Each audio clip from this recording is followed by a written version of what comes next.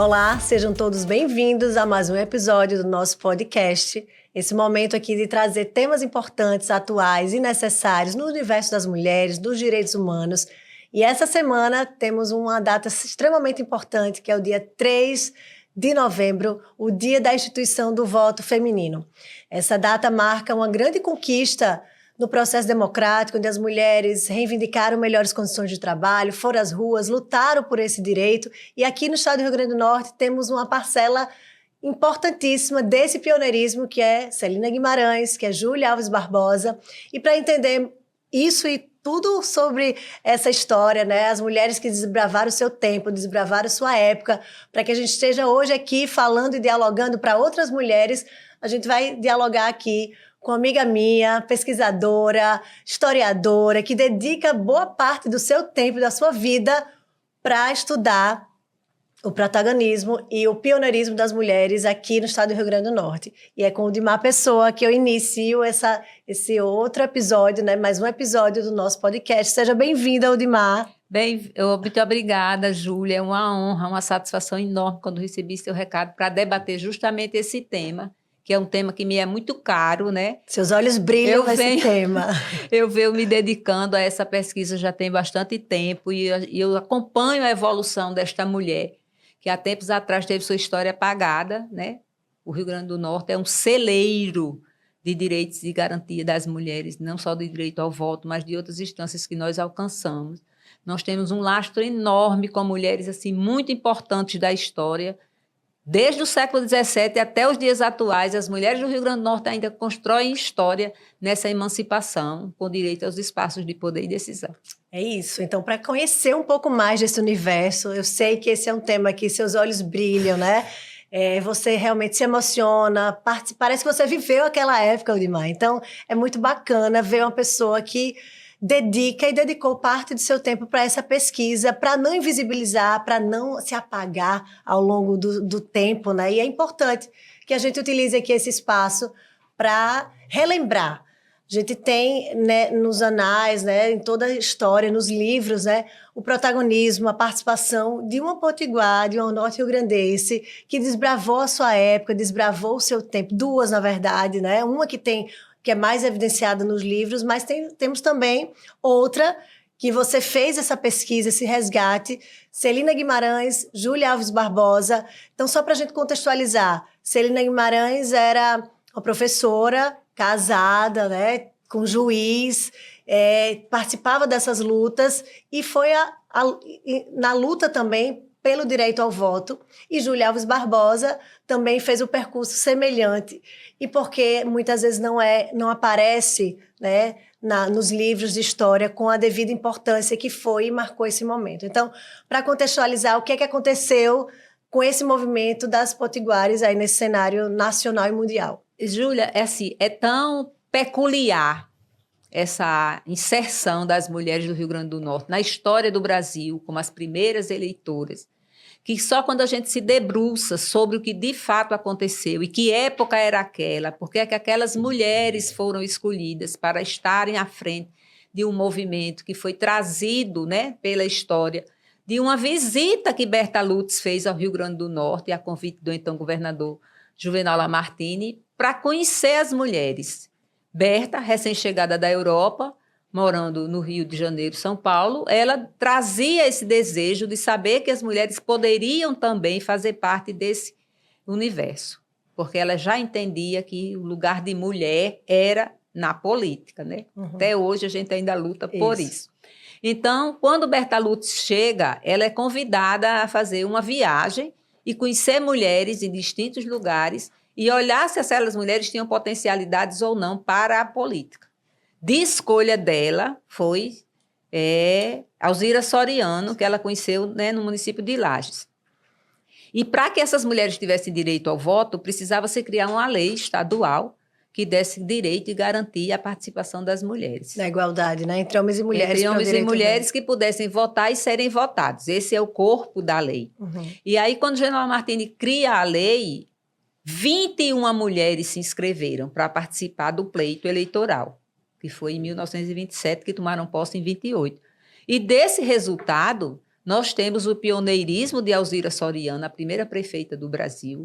Nós temos Júlia Alves Barbosa, no município de Lages, desculpa.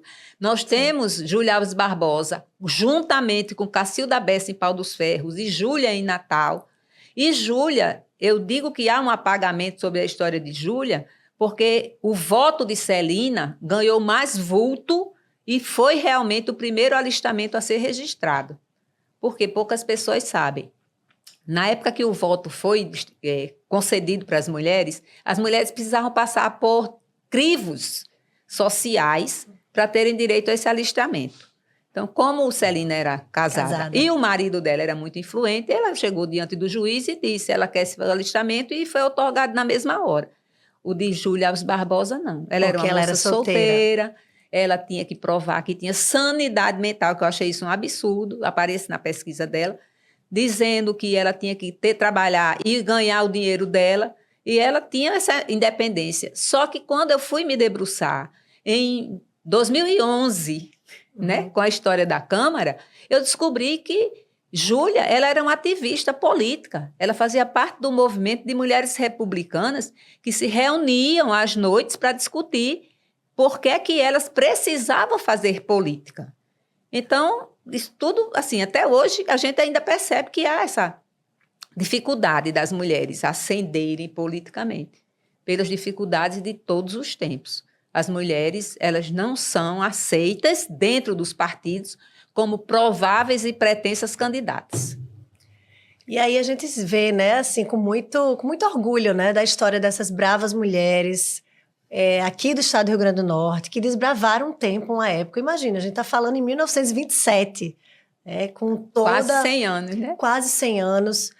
Porém, ainda é muito recente, né? O direito à conquista ao voto é algo muito recente, essa conquista para o processo democrático, para as mulheres que estavam lá também lutando por melhores condições de trabalho também, lutaram por mais dignidade, também o direito ao voto, também o movimento sufragista, né? Todo esse movimento, é na mesma época, né? Tudo caminhou junto. Caminhou junto, esse movimento das mulheres que saíram das fábricas, lutaram por melhores condições, até o direito de expressar, através da urna do voto, o seu querer, né? Qual seria a opção de transformar a vida do seu município, do destino do seu país, né? Então, é um movimento muito importante que a gente tem que evidenciar. Por isso a importância desse 3 de novembro, por isso a importância do 24 de fevereiro, né? São duas datas emblemáticas, importantes, para que a gente possa não cair no esquecimento, né, Eudimar? Principalmente. Eu, assim, né, quem me conhece sabe, eu acho que todo dia é dia de falar de política e todo dia é dia de falar de direito ao voto.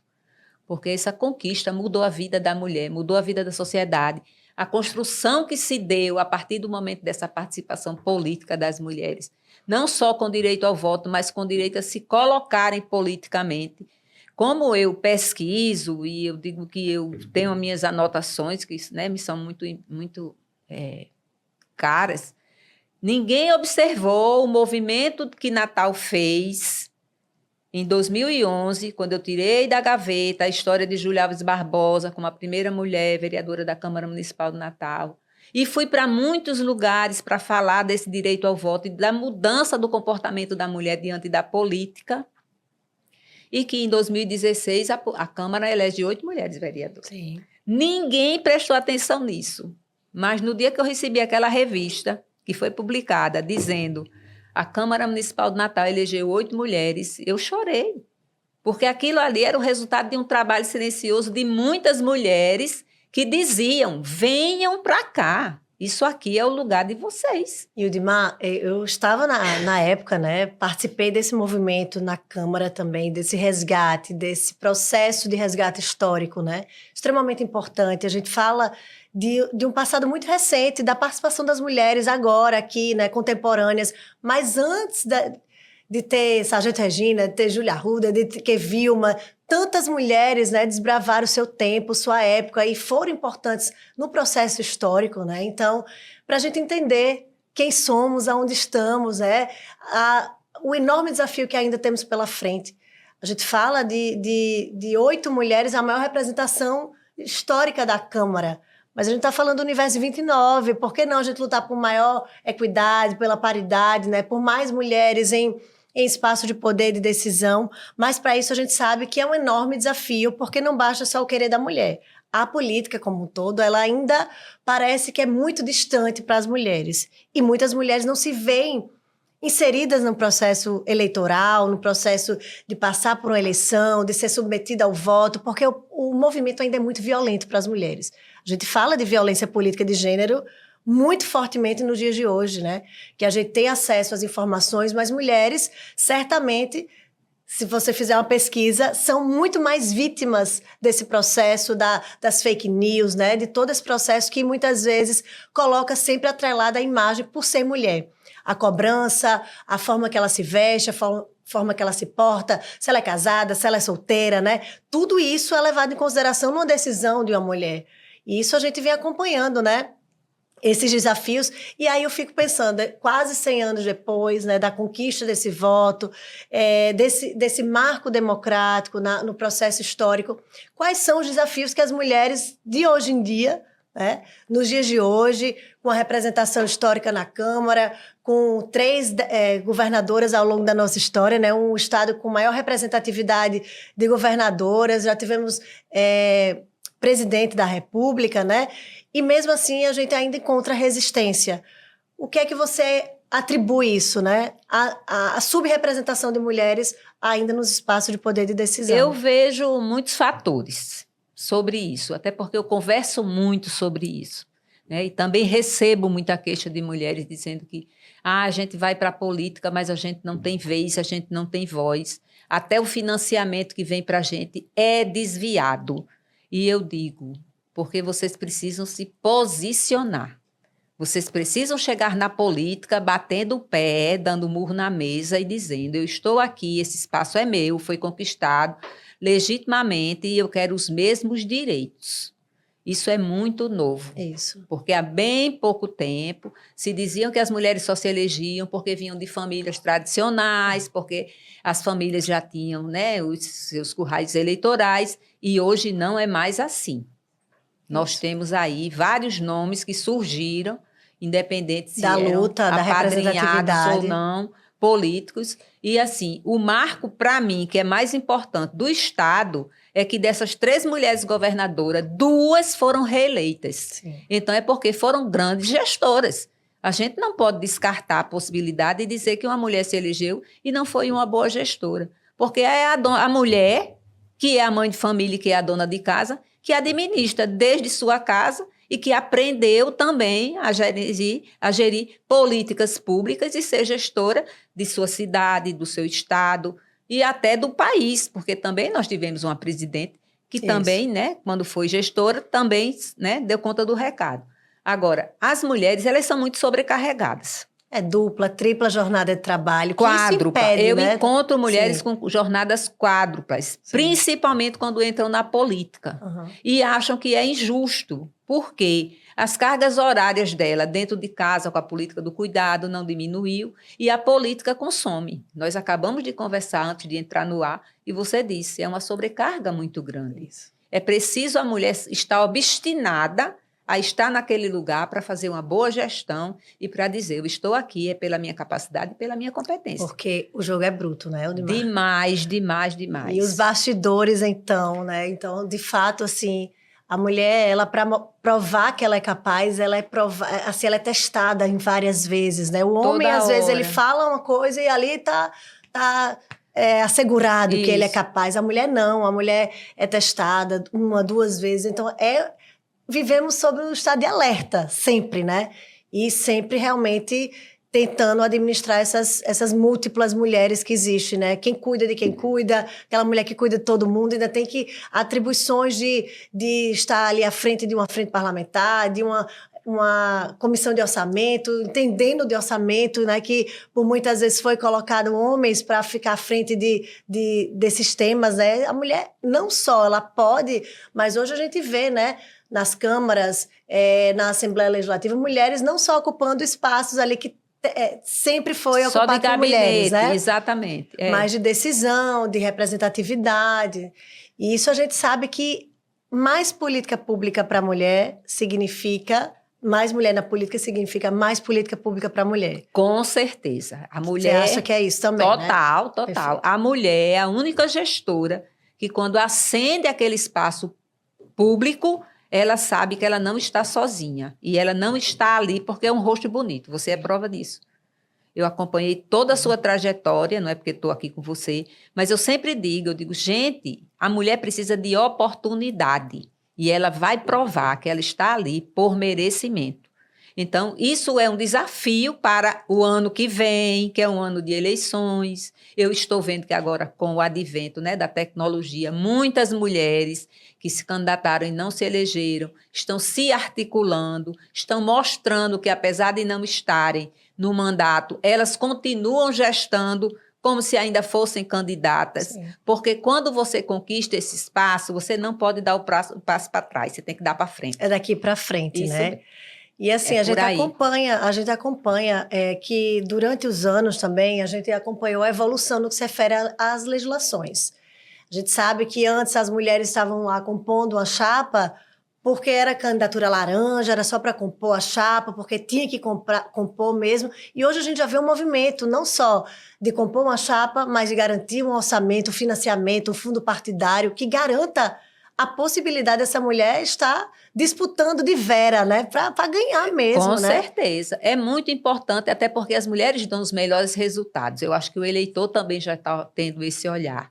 Que as candidaturas femininas, quando elas, né, chegam no mandato, elas fazem um mandato diferenciado, elas são mais comprometidas, acessíveis, estão levantando bandeiras, né? Que a maioria passa por cima, não quer nem saber. Estão preocupados, vamos dizer assim, com a sua representatividade, que é política. Sim.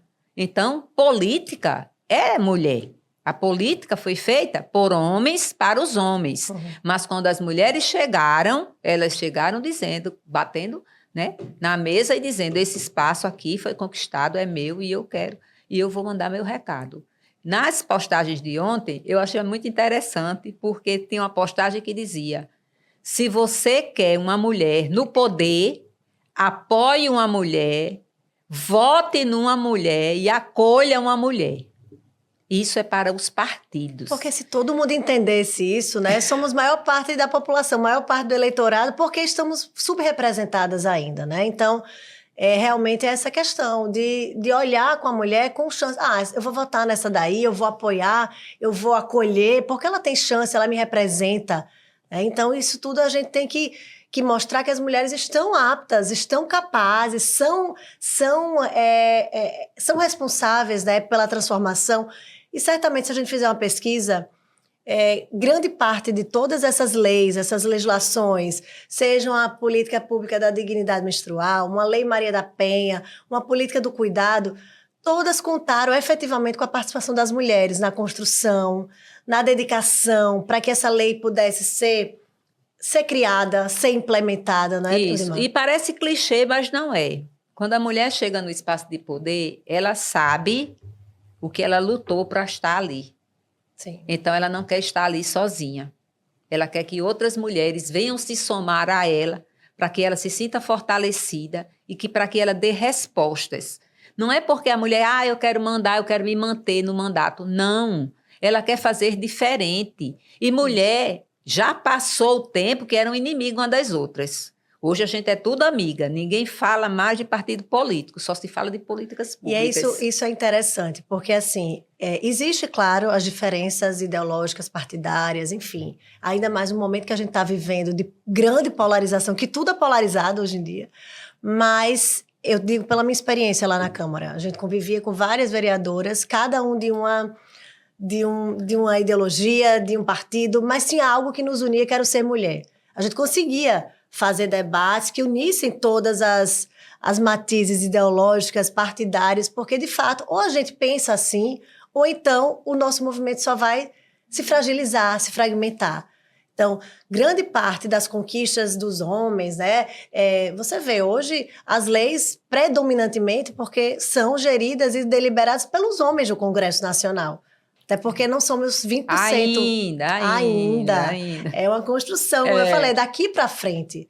Né? Hoje a gente tem esse olhar, tem essa essa questão da representatividade, falando com a gente acabou de sair, né, Odimar, da Conferência Nacional de Mulheres, que espetáculo, não foi? Aquela lindo. Conferência, quase 6 mil mulheres lá em Brasília, lutando pelas mesmas pautas. Foi lindo demais. Com toda a pluralidade, com toda a diversidade, né? Com todos os biomas, com todas as regiões do Brasil. Então, foi um momento muito potente que eu acho que esse movimento está agora em efervescência ainda, né? Vai desencadear uma grande eleição para as próximas eleições. Assim eu espero, né? E sobre esse fortalecimento das mulheres nas bancadas, né? Eu não posso deixar de registrar. O que fortaleceu e o que uniu foi a criação das frentes parlamentares. Sim. É impressionante quando você chega numa casa legislativa que tem frente parlamentar, como elas se escutam. Dá uma autoridade maior. Isso é maior. Muito novo. Isso é muito novo. Porque há muito pouco tempo atrás, era disputa de cargos de quem tem mais tempo para falar, mais comissões melhores. Hoje, não. É uma mulher, ela se elegeu, se tiver uma outra na mesma casa, as duas vão sentar e vão discutir. A gente está vendo um grande resultado na interiorização da Procuradoria das Mulheres. Isso a gente faz escola, eu digo, né? A gente faz uma coisa que dá certo e a gente quer levar para todo mundo. Isso a gente está fazendo também, a gente vê esse movimento. Quando chega no interior, quando chega no município, a gente sempre procura um ponto focal. O que é que tem aqui no município? Tem uma sala lilás? Tem a Patrulha Maria da Penha? Tem mandatos representativos de mulheres? Tem uma frente parlamentar? Então, é importante que os municípios entendam a criação desses núcleos de apoio às mulheres, porque só assim a gente vai poder pensar no fortalecimento de uma política pública, de um conselho fortalecido, de um órgão gestor. Então, até seguindo a orientação do próprio Ministério das Mulheres, nós que estamos à frente da Secretaria temos feito esse trabalho também para estimular, para sensibilizar os gestores.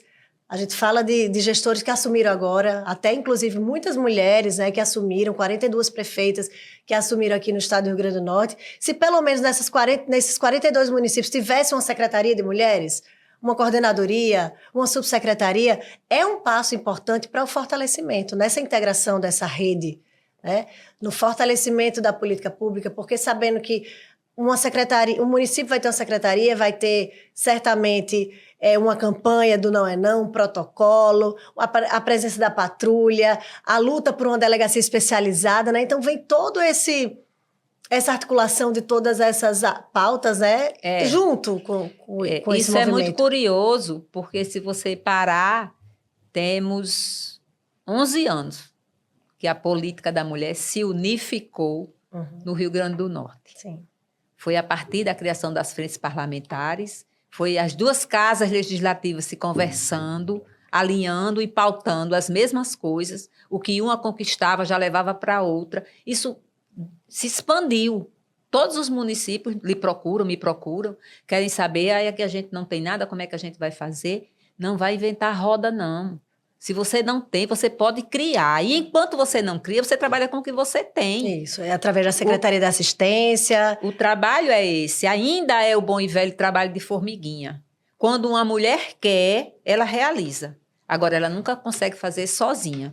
Ela precisa das mulheres que estão ao lado dela. E se você observar, a gente tem andado aí, né, em algumas cidades, os homens agora estão também defendendo a pauta. E que a gente precisa. Claro, com certeza. Eu acho que a gente precisa ampliar esse movimento. Não é lutar pelos direitos das mulheres, não é uma guerra contra os homens, em absoluto. É que a gente possa fortalecer, porque a gente também vai precisar dos homens. No colegiado de 29 vereadores, 6 mulheres, a gente vai precisar que os 29 vereadores eles possam votar no requerimento, na criação de um projeto de lei, né? Então, que a gente possa também agregar, né? Às vezes eu vejo com muita preocupação alguns discursos, né? Algumas posturas, alguns movimentos que quer segregar, que quer muitas vezes distanciar. Eu acho que a gente tem que incluir, claro, cada um no seu quadrado, cada um com o seu pensamento, mas tem algo que nos une, o fortalecimento. A gente tem que fazer com que os homens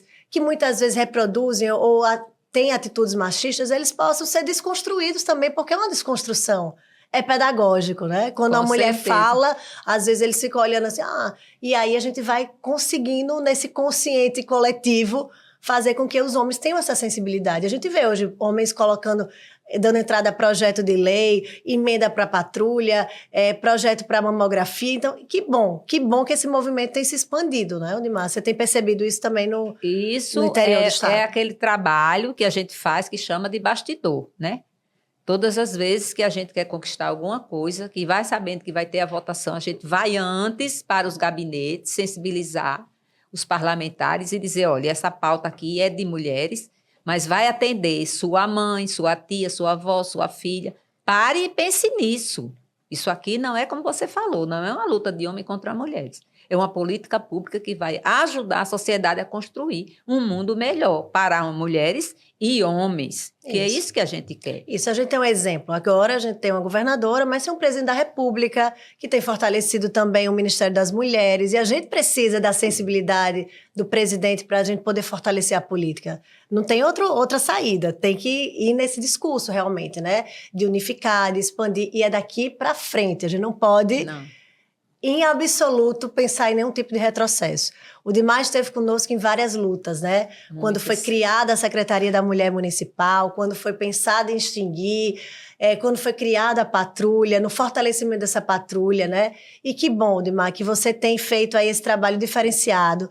Não pense que ninguém percebeu, todo mundo percebe a sua luta, né? Tanto é que, assim, você não está só em Natal, você não está só na capital, você tem sido acionada também em vários municípios, né? E a gente quer realmente fortalecer esse trabalho de curadoria, de pesquisa, de resgate histórico, para a gente saber quem somos, de onde vimos, para poder pensar daqui para frente, né?